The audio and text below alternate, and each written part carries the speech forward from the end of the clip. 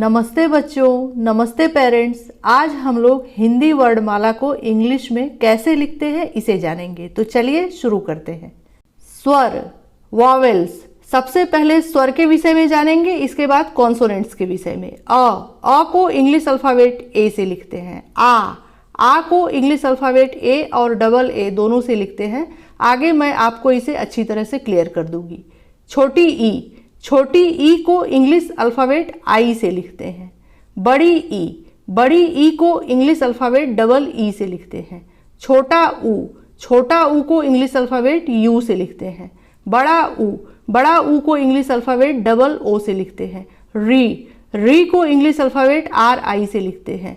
ए को English alphabet ई से लिखते हैं। आई को इंग्लिश अल्फ़ाबेट ए आई से लिखते हैं। ओ को इंग्लिश अल्फ़ाबेट ओ से ही लिखते हैं। आओ को इंग्लिश अल्फ़ाबेट ए यू से लिखते हैं। अंग को इंग्लिश अल्फ़ाबेट ए एन और ए एम दोनों से लिखते हैं। आगे मैं आपको इसे भी क्लियर कर दूंगी अच्छी तरह से। आह को इंग्लिश अल्फ़ाबेट ए एच से लिखते हैं।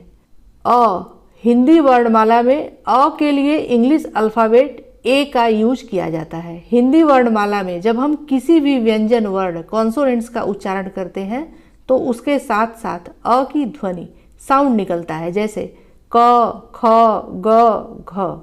अ की कोई मात्रा नहीं होती है, लेकिन ये जो अ का साउंड निकलता है, इसके वजह से जब हम किसी भी व्यंजन वर्ण को, हिंदी के व्यंजन वर्ण को इंग्लिश में लिखते हैं तो उसके सामने हमें ए लगाना जरूरी होता है, क्योंकि अगर ए नहीं लगाएंगे तो उस व्यंजन वर्ण को आधा ही माना जाएगा, पूरा नहीं माना जाएगा। उदाहरण के लिए सबसे पहला शब्द हमने अब लिया है। अब में जो पहला अक्षर अ है यह एक स्वर है, वॉवेल है। इसके लिए हमने इंग्लिश अल्फ़ाबेट ए का यूज किया है, नीचे ए लिखा है। दूसरा अक्षर ब है। ब के लिए हमने इंग्लिश अल्फ़ाबेट बी लिखा है और इसके सामने ए नहीं लगाया है। आप सोच रहे होंगे कि ब तो आधा दिख नहीं रहा है, पूरा दिख रहा है, फिर आपने इसके सामने ए क्यों नहीं लगाया है। तो आपको बता देती हूँ, आप एक बार अब का उच्चारण करके देख लीजिए। अब के उच्चारण में ब जो आखिर वाला अक्षर है, इसका उच्चारण इतना जल्दी हो जाता है, उसमें उतना ही समय लगता है जितना कि आधे अक्षर के उच्चारण में लगता है।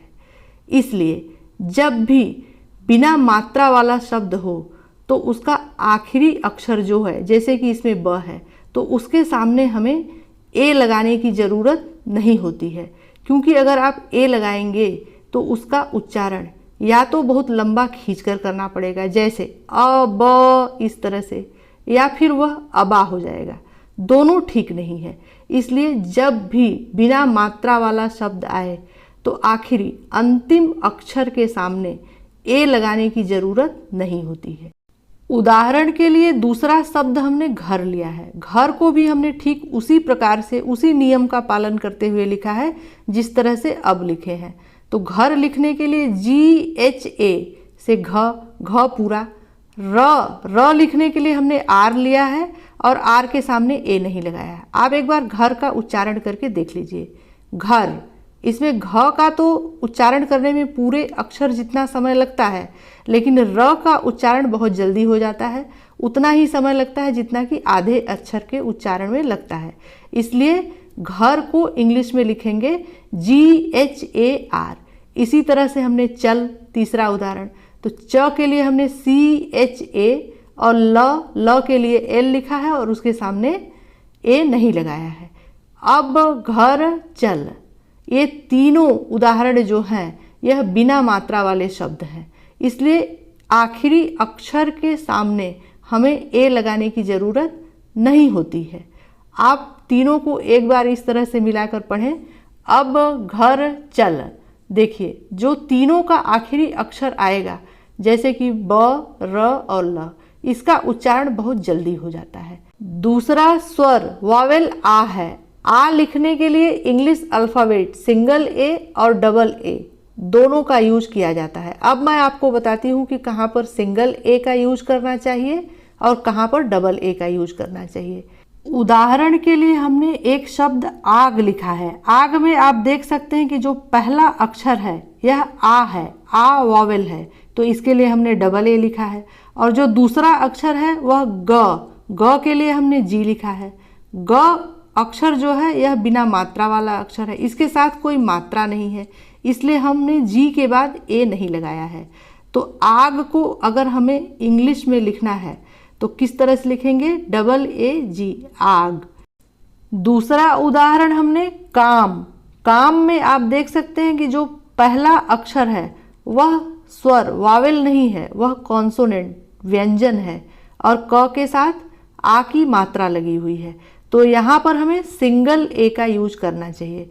काम को इस तरह से लिखेंगे KAM, काम।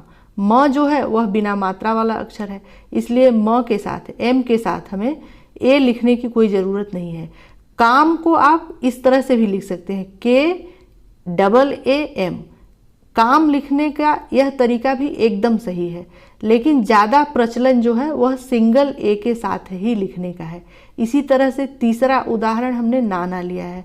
नाना में जो दोनों अक्षर है यह स्वर नहीं है, कॉन्सोनेंट है, व्यंजन है और दोनों के साथ आ की मात्रा लगी है, तो लिखेंगे NANA, नाना। नाना को भी आप NAA से लिख सकते हैं, लेकिन यहाँ भी बता देती हूँ आपको कि ज़्यादा प्रचलित जो है वह सिंगल ए के साथ लिखना ही है। तीसरा स्वर हमने अंग लिया है। अंग के लिए इंग्लिश अल्फ़ाबेट AN का भी यूज होता है और AM का भी यूज होता है। तो मैं आपको बताती हूँ कि कहाँ पर AN का यूज होगा और कहाँ पर AM का यूज होगा।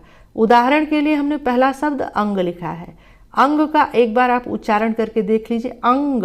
जब आप अंग का उच्चारण करेंगे तो न जैसी ध्वनि साउंड आएगा। जब इस तरह का साउंड आए तो AN का यूज हमें करना चाहिए। अंग को इंग्लिश में इस तरह से लिखेंगे ANG, अंग।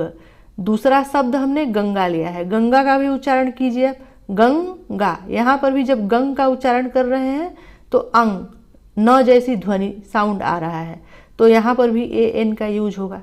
तीसरा शब्द हमने लंबा। आप लंबा का उच्चारण कीजिए, यहाँ पर न जैसी ध्वनि नहीं आ रही है, यहाँ पर म की ध्वनि साउंड आ रहा है, तो यहाँ पर AM का यूज करेंगे। तो लंबा हमने लिखा है LAMBA, लंबा, क्योंकि ब जो है इसके साथ आ की मात्रा लगी हुई है, तो लिखेंगे LAMBA, लंबा। इनके अलावा बाकी जो दूसरे स्वर वावेल हैं उनको उसी रूप में मात्रा के लिए यूज किया जाता है जिस रूप में वह लिखे हुए हैं। जैसे कि छोटी ई के लिए आई, बड़ी ई के लिए डबल ई, छोटा ऊ के लिए यू, बड़ा ऊ के लिए डबल ओ। वह जिस तरह से लिखे हुए हैं मात्रा के लिए उसी रूप में यूज किए जाते हैं। चलिए अब व्यंजन कॉन्सोनेंट्स के विषय में जान लेते हैं। क को इंग्लिश अल्फ़ाबेट KA से लिखेंगे। हमने पीछे भी बताया है कि जब हम हिंदी वर्णमाला में किसी भी व्यंजन वर्ण कॉन्सोनेंट का उच्चारण करते हैं तो उसके साथ साथ अ की ध्वनि साउंड आता है। यह जो अ का साउंड आता है, इसके लिए जब हम किसी भी व्यंजन वर्ण को अंग्रेजी में लिखेंगे तो उसके सामने हमें ए लगाना ज़रूरी होता है, क्योंकि अगर ए नहीं लगाएंगे तो उस व्यंजन वर्ण को आधा ही माना जाएगा, पूरा नहीं माना जा सकता है। ख को इंग्लिश अल्फ़ाबेट KHA से लिखेंगे। ग को इंग्लिश अल्फ़ाबेट GA से लिखेंगे। घ को इंग्लिश अल्फ़ाबेट GHA से लिखेंगे। ङ को इंग्लिश अल्फ़ाबेट NGA से लिखेंगे। च को इंग्लिश अल्फ़ाबेट CHA से लिखेंगे। छ को इंग्लिश अल्फ़ाबेट CHHA से लिखेंगे। ज को इंग्लिश अल्फ़ाबेट JA से लिखेंगे। झ को इंग्लिश अल्फ़ाबेट JHA से लिखेंगे। य को इंग्लिश अल्फ़ाबेट NYA से लिखेंगे। ट को इंग्लिश अल्फ़ाबेट TA से लिखेंगे। ठ को इंग्लिश अल्फ़ाबेट THA से लिखेंगे। ड को इंग्लिश अल्फ़ाबेट DA से लिखेंगे। ढ को इंग्लिश अल्फ़ाबेट DHA से लिखेंगे। ड़ को इंग्लिश अल्फ़ाबेट NA से लिखेंगे। त को इंग्लिश अल्फ़ाबेट TA से लिखेंगे। थ को इंग्लिश अल्फ़ाबेट THA से लिखेंगे। द को इंग्लिश अल्फ़ाबेट DA से लिखेंगे। ध को इंग्लिश अल्फ़ाबेट DHA से लिखेंगे। न को इंग्लिश अल्फ़ाबेट NA से लिखेंगे। प को इंग्लिश अल्फ़ाबेट PA से लिखेंगे। फ को इंग्लिश अल्फ़ाबेट FAPHA दोनों से लिख सकते हैं, लेकिन ज़्यादा प्रचलन PHA से ही लिखने का है। ब को इंग्लिश अल्फ़ाबेट BA से लिखेंगे। भा को इंग्लिश अल्फ़ाबेट BHA से लिखेंगे। म को इंग्लिश अल्फ़ाबेट MA से लिखेंगे। य को इंग्लिश अल्फ़ाबेट YA से लिखेंगे। र को इंग्लिश अल्फ़ाबेट RA से लिखेंगे। ल को इंग्लिश अल्फ़ाबेट LA से लिखेंगे। व को इंग्लिश अल्फ़ाबेट VA से लिखेंगे। श को इंग्लिश अल्फ़ाबेट SHA से लिखेंगे।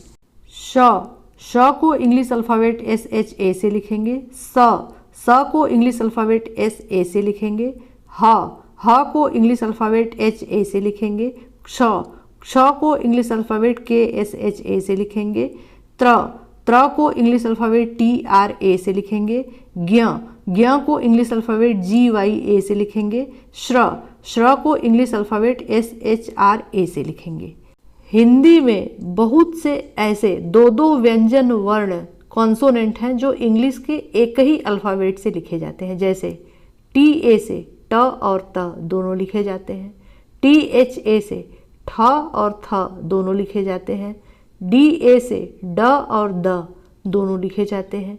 DHA से ढ और ध दोनों लिखे जाते हैं। NA से ड़ और न दोनों लिखे जाते हैं। SHA से तालव्य श और मूर्धन्य श दोनों लिखे जाते हैं। आशा है आप हिंदी वर्णमाला को इंग्लिश में किस तरह से लिखते हैं अच्छी तरह से जान गए होंगे। अब आप इसकी अच्छी तरह से प्रैक्टिस कीजिएगा। इससे आप हिंदी के शब्दों को, जैसे कि किसी भी व्यक्ति का नाम, वस्तु का नाम, स्थान का नाम हो, आप आसानी से इंग्लिश में लिख सकते हैं।